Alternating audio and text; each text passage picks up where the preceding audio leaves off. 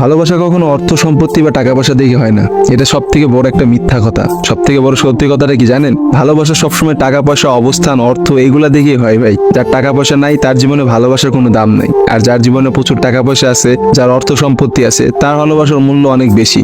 একটা ভাই আমাকে মেসেজ দিয়ে বলছে, ভাই আমাদের সম্পর্কটা ছিল প্রায় 2.5 বছরের। আমরা দুজনকে অনেক বেশি ভালোবাসতাম, আমরা অনেক ভালো দিন পার করতেছিলাম। ওরা অনেক বড়লোক ফ্যামিলি ছিল আর আমরা ছিলাম মধ্যবিত্ত ঘরের। যে কারণে আমি মধ্যবিত্ত ঘরের সন্তান হওয়ার কারণে আমার বাবার অঢেল টাকা পয়সা বা সম্পত্তি ছিল না। সম্পর্কের শুরুতে আমাদের মধ্যে এগুলো নিয়ে কোনো ঝামেলা হতো না।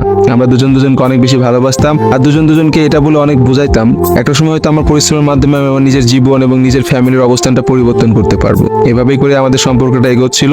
সম্পর্কের মূল ঝামেলাটা শুরু হয় গত 6 মাস আগে থেকে। 6 মাস আগে হঠাৎ করে ওর একটা বিয়ের প্রস্তাব আসে। যে ফ্যামিলি থেকে ওকে দেখতে আসে তারা ছিল অনেক বড় উচ্চবিত্ত এবং তারা অনেক টাকা পয়সার মালিক ছিল। শুনছি ছেলেটা নাকি বিদেশে থাকে এবং অনেক বড় একটা কোম্পানিতে জবও করে বিদেশে। ওর বাবা মা চাচ্ছিল ওকে ওই ঘরেই বিয়ে দেওয়ার জন্য। আর আমার প্রিয় মানুষটাও না হঠাৎ কেমন যেন বদলে গেল।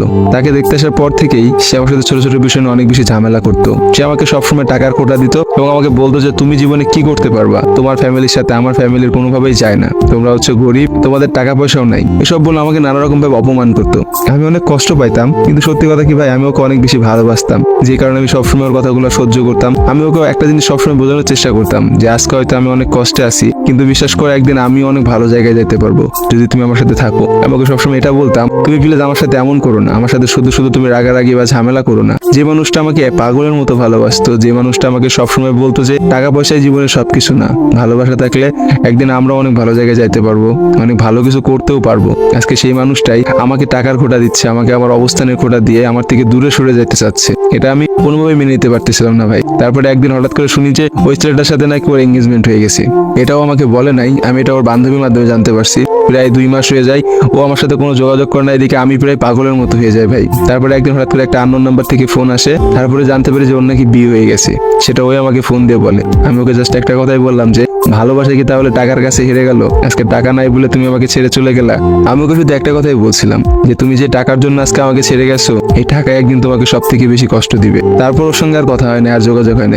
এবার গল্পটা থেকে একটা কথা সবার উদ্দেশ্যে বলবো কি, আসলে ভাই ছেলেদের উদ্দেশ্যে কথাটা বলি যে টাকা পয়সাই ভাই ইম্পর্টেন্ট। লাইফে টাকা পয়সা কামাই না করলে আসলে ভালোবাসার মূল্যটা থাকে না। একটা প্রেম ভালোবাসার সম্পর্ক প্রথম অনেক সুন্দর হয়, সেখানে আসলে সবাই দেখায় যে এখানে কোনো টাকা পয়সা অর্থ সম্পত্তির কোনো ভ্যালু নাই, ভালোবাসাটাই সবকিছু। কিন্তু ভাই বিশ্বাস করেন, একদম বাস্তব একটা কথা কি ভাই, আপনার যদি টাকা না থাকে, আপনার পায়ের তলার মাটিটা যদি শক্ত না থাকে না, তাহলে ভালোবাসা না খুব বেশি দিন টেকে না। আজকের মতো এই পর্যন্তই। ভিডিওটা যদি সবাই ভালো লেগে থাকে তাহলে অবশ্যই ভিডিওটা শেয়ার করবেন। দেখা হবে আবার নতুন কোনো একটা ভিডিওতে। সবাই ভালো থাকবেন, সুস্থ থাকবেন এবং অবশ্যই দোয়া করবেন। আল্লাহ হাফেজ।